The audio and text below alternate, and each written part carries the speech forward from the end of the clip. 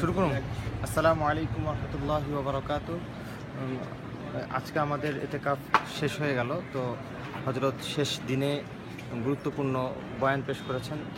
আমাদের হেদায়েতমূলক বয়ান পেশ, কী বয়ান করেছিলেন সে সম্পর্কে আমাদেরকে কথা বলবেন হযরত মাওলানা সদরুদ্দীন মাহমুদ সাহেব। আসসালামু আলাইকুম রহমতুল্লাহ বরকাতুহু। আসলে হজরত গতকালকে রাত্রে অত্যন্ত গুরুত্বপূর্ণ বয়ান রেখেছেন। সেখানে হজরত বলছেন যে বাংলাদেশে যে তোমরা জন্ম নিতে পারছো, এটা তোমাদের শুকরিয়া আদায় করা উচিত এবং একটা সুন্দর একটা দেশ তোমাদেরকে আল্লাহ তাআলা দিয়েছেন, এই জন্য আল্লাহর কাছে শুকরিয়া আদায় করবা। আসলে দেশপ্রেম যে কী জিনিস, এ ব্যাপারে হজরত উদ্বুদ্ধ করতে চাইছে। দ্বিতীয় হজরত বলছেন মুমিনদেরকে বদলানোর সময় হচ্ছে রমজান।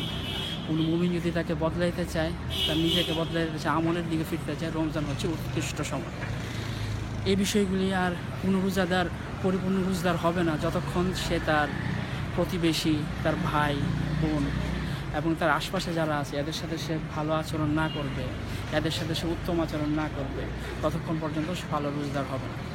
এখন আপনাদের ভাবার বিষয়, আপনারা কি বাংলাদেশকে ফালুজা দেখতে চান হিসেবে, নাকি বাংলাদেশের স্কুলগুলিকে আপনি করাচির মতো যেভাবে ছাত্র হত্যা করা হয়েছে সেভাবে দেখতে চান, নাকি আপনারা বাংলাদেশের শহরগুলিকে সিরিয়ার শহরগুলির মতো দেখতে চান? এভাবে যদি দেখতে না চান, এইসব জঙ্গিবাদীদের এবং আতঙ্কবাদীদের বিরুদ্ধে আপনাদের প্রতিরোধ করা উচিত এবং দেশপ্রেমে আপনাদেরকে উদ্বুদ্ধ হওয়া উচিত।